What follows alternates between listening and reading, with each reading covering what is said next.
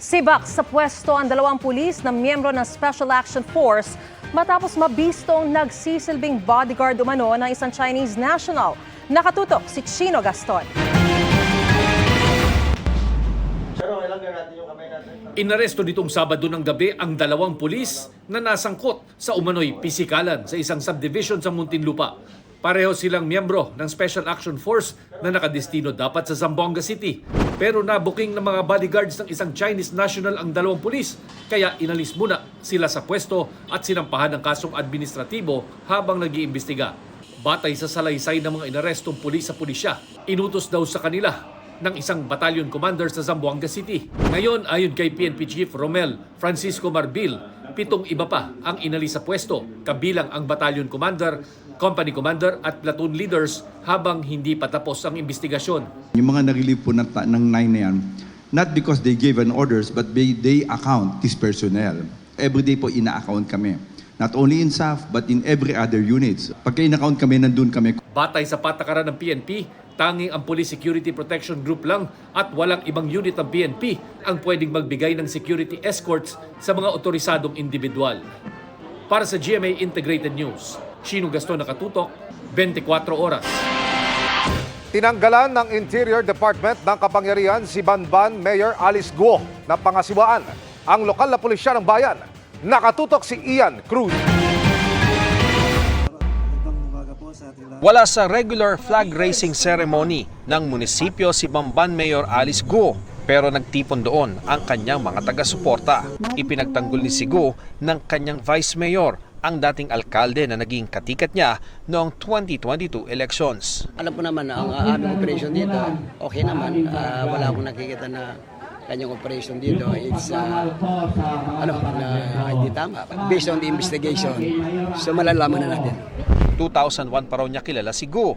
Panahon kung kailan 15 anyos pa lang ito, batay sa sinasabing edad niya ngayon. Nakilala ko si Mayor Alice nung ako'y mayor 2001 to up to 2004. So nagpunta sa akin tanggapan, sa aking opisina, na mag-apply sila ng permit para sa kanilang piggery.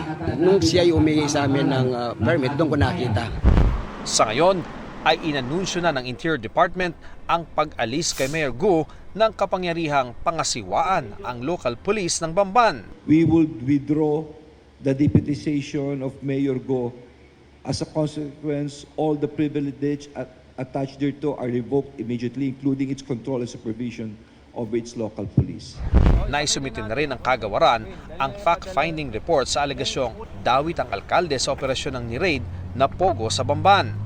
Mahiwalay pang pagkwestiyon sa pagkakakilanlan ni Guo na hindi masagot sa Senado ang ilang detalye ng kanyang kapanganakan at edukasyon. Hindi po namin pwedeng i-detalye kung anong exactly yung findings namin. Pero we can say in general that we found very serious legal implications. Ang pwede pong parusa dyan ay either suspension po or pwede rin dismissal from public service.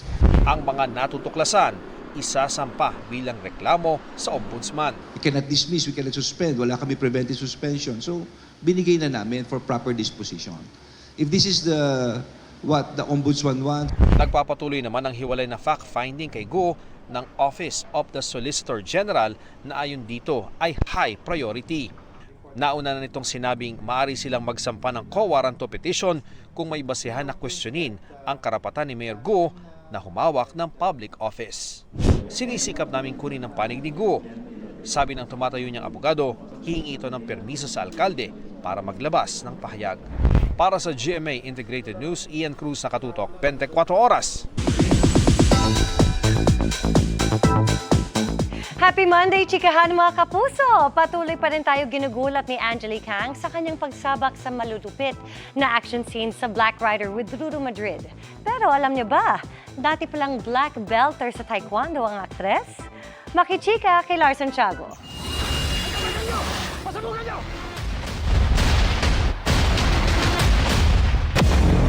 Hindi pa tapos ang pagpapawaw ni Black Rider star Angelique Kang in her action star era. Saan mo Elias? At ngayong Lunes, mas matindi pa ang pagdadaanan nilang aksyon ni Elias, played by Ruru Madrid, sa pakikipagbakbakan. Tapos ka ngayon.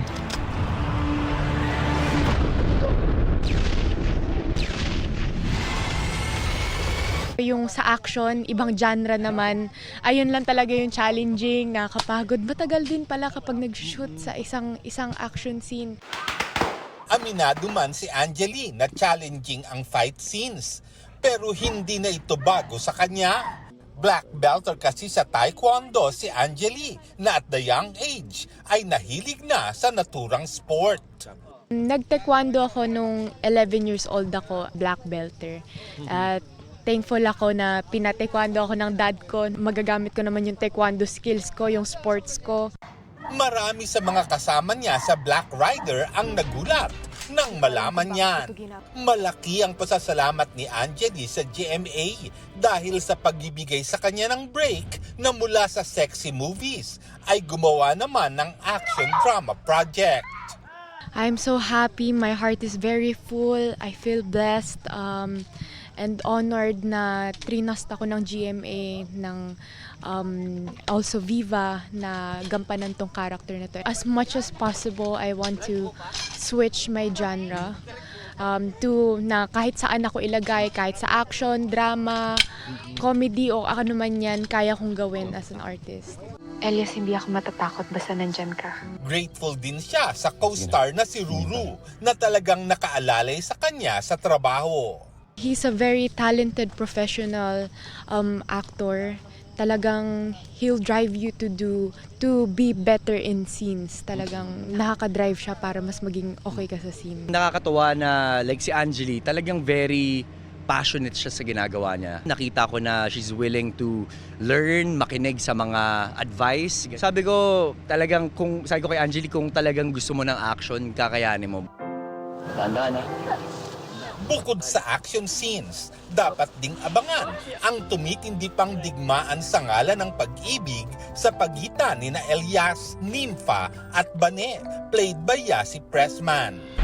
Gusto kitang lubusang makilala. Sino kaya ang mananaig sa puso ni Black Rider?